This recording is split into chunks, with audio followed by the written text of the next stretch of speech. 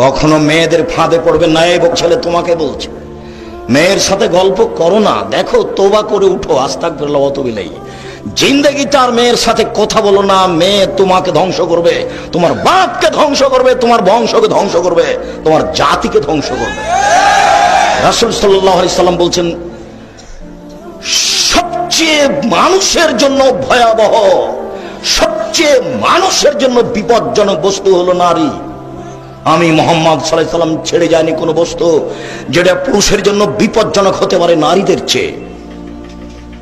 দেখো তুমি কিভাবে ভাষা উল্টে দিল হাতে হাতে।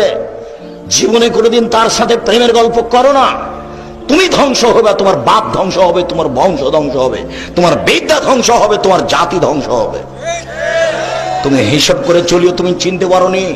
মুহাম্মদ সাল্লাল্লাহু আলাইহি সাল্লাম নিজে বলছেন, আমার জীবনে আমি ছাড়িনি কোনো বস্তু যেটা পুরুষের জন্য বেশি ক্ষতিকারক, ধ্বংসাত্মক হতে পারে নারীর চেয়ে। মুহাম্মদ সাল্লাল্লাহু আলাইহি সাল্লাম বলেন, ইন্নান নিসা হাওয়াইলুশ শয়তান, নিশ্চয় হচ্ছে মহিলারা শয়তানের জাল।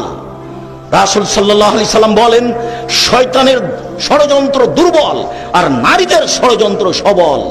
তিনি বলেন, ও নারী জাতি, আমি দেখিনি তোমাদের চেয়ে কাউকে বুদ্ধিমানের বুদ্ধিকে নষ্ট করতে পারো।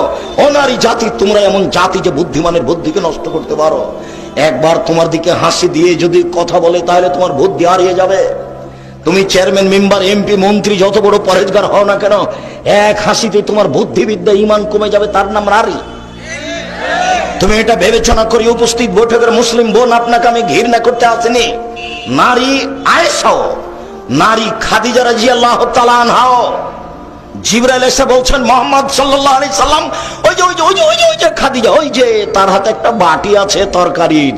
শুনেন, খাদিজা আপনার কাছে আসলে আপনি তাকে বলবেন, খাদিজা জি, আল্লাহ তোমাকে সালাম দিয়েছে, খাদিজা জিবরাইল তোমাকে সালাম দিয়েছে, তোমার জন্য জান্নাতে একটা ঘর বানানো হয়েছে খাদিজা, হীরা মুক্তা মানিক্য দিয়ে, যেখানে কোনো হইচই নেই। খাদিজাও তো মহিলা, আপনাকে খাদিজার মতো মনে করি। তো শয়তান কে? হচ্ছে যে আপনার পাশে বসে আছে, দেখেন ওর ছোট ব্লাউজ, ওর স্বামী নাই, ওর বাপ নাই, ও বাপ ছাড়াই দুনিয়াতে এসেছে, ও স্বামী ছাড়াই দুনিয়াতে চলে। কোন হিসাব?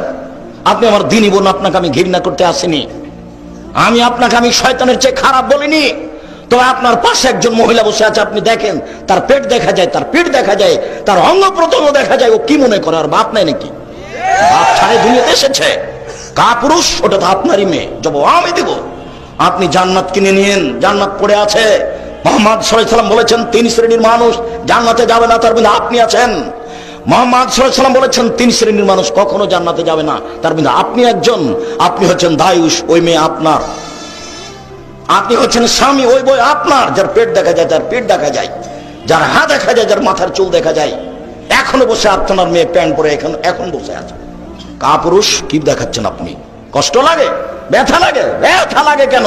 আপনাকে আমি মুসলমান মনে করছি, বলছি, আপনাকে আমি হিন্দু মনে করিনি, আপনাকে আমি ইহুদি মনে করিনি, আপনাকে আমি খ্রিস্টান মনে করিনি, আপনাকে আমি মুসলমান বলেই মনে করছি। আপনি একজন কাপুরুষ, আপনি একজন কাপুরুষ, আপনি একজন কাপুরুষ। আপনার বিবাহ করা ঠিক হয়নি, আপনার বিবাহ করা ঠিক হয়নি, আপনার বাপ হওয়া ঠিক হয়নি। আপনার বাপ আপনার বিবাহ দিয়েছে, বইয়ের কাছে চলে গেছেন, চাই ছেলে মেয়ে হয়েছে, এর নাম বাপ নয়, ক্ষমতার নাম বাপ, নীতির নাম মা, ক্ষমতার নাম স্বামী। চোখ যেভাবে ঘুরে বউ সেভাবে চলে, তার নাম ক্ষমতা। চোখ যেভাবে ঘুরে বউ সেভাবে চলে, তার নাম ক্ষমতা। তিন শ্রেণীর মানুষ জান্নাতে যাবে না, তার মধ্যে আপনি একজন আছেন। তিন শ্রেণীর মানুষ জান্নাতে যাবে না, তার এক শ্রেণীর মানুষ হচ্ছে রাজরাত মিনান নিসায়ে, পুরুষের বেশধারী নারী, যারা পুরুষের জুতা স্যান্ডেল পরে, যারা পুরুষের শার্ট প্যান্ট পরে, যারা পুরুষের পোশাক পরে, যারা মাথার চুল ছোট করে। আপনি দেখতে পাচ্ছেন ঢাকা শহরে, গাজীপুর বাজারে হাজারো লক্ষ নারী এসব প্যান্ট পরে থাকছে, গেঞ্জি গাইতে থাকছে, এরা জাহান্নামী। আমি বলিনি এই কথা, মুহাম্মদ সাল্লাল্লাহু আলাইহি সাল্লাম বলেছেন। আমার বলার কি আছে? তিনি 1450 বছর পূর্বে বলেছেন, আমি তার অনুবাদক।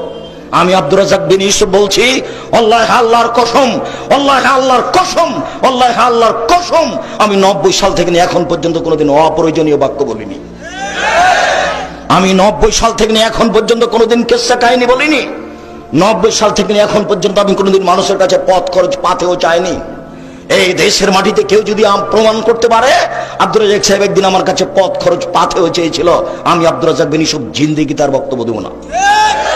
আমি গাজীপুরের মাঠে বক্তব্য দিয়েছি, টাকা দিয়েছে আমাকে 10,000, আমার গাড়ির বিল এসেছে 15,000, আমি বাড়ি থেকে 5,000 টাকা দিয়েছি। আমি মানিকগঞ্জে গেছি, আমাকে দিয়েছে 6,000, 5,000, গাড়ির বিল এসেছে 12,000।